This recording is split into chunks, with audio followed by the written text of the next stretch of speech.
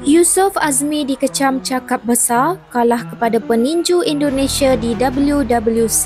Tapi untuk lawan Yunus ni bagi saya tu saya tak perlu training banyak sangat. Aku tak nak tengok sebab aku memang tahu benda ni akan jadi.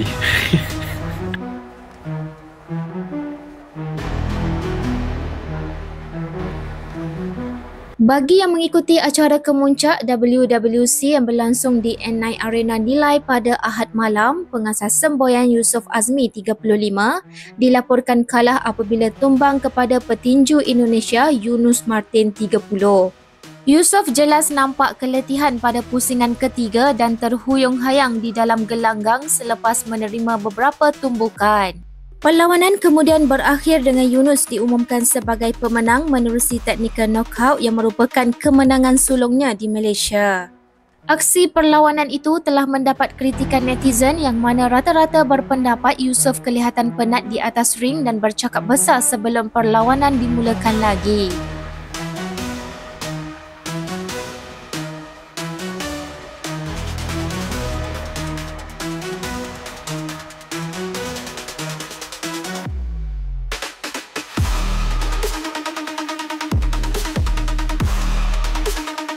Tapi untuk lawan Yunus ni bagi saya tu saya tak perlu training banyak sangat.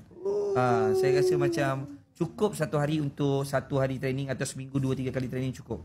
Sebab kalau untuk training untuk Yunus pagi petang tu kalau saya nak kena lawan dengan Khabib ke, Conor McGregor ke. Sebab nak lawan dengan Yunus saya rasa cukup untuk kerana dia banyak masa. Dia masa dengan konten dia, dengan social media, dia kata saya hari ni saya dapat cakap depan-depan. Jadi saya teruslah cakap kan.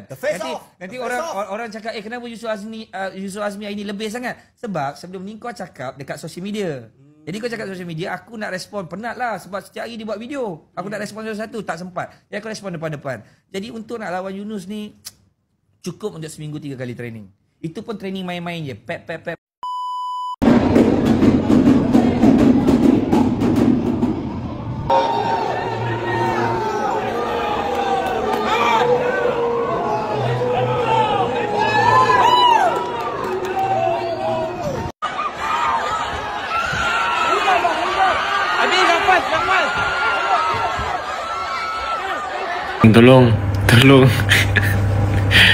Tolong jangan send aku video tu, tolonglah. Cukup lah, tak payah send link TikTok, tak payah send video tu, aku tak nak tengok. Aku tak nak tengok sebab aku memang tahu benda ni akan jadi.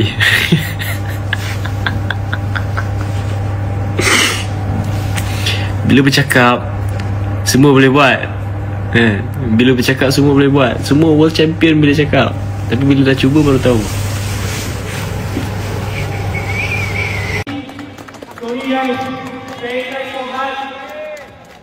Saya kena berfikir, saya kena buat event, saya kena settle banyak benda. Dan sampai pagi tadi sebenarnya saya masih berfikir. Since yesterday saya tak tidur. Sangat susah untuk jadi fighter atas ring. Saya sangat akui dan saya memang rasa benda tu. Thank you semua yang hadir. Thank you so much. Thank you. Terima kasih kepada wartawan TV. Ini also Datuk Sanai Persatuan Motor Malaysia, Presiden dan semua yang terlibat. Sorry yang ambil banyak masa. Saya yang ucapkan terima kasih banyak. Thank you sebab saya ada model Malaysia Chief. Thank you so much. Thank you. Thank you.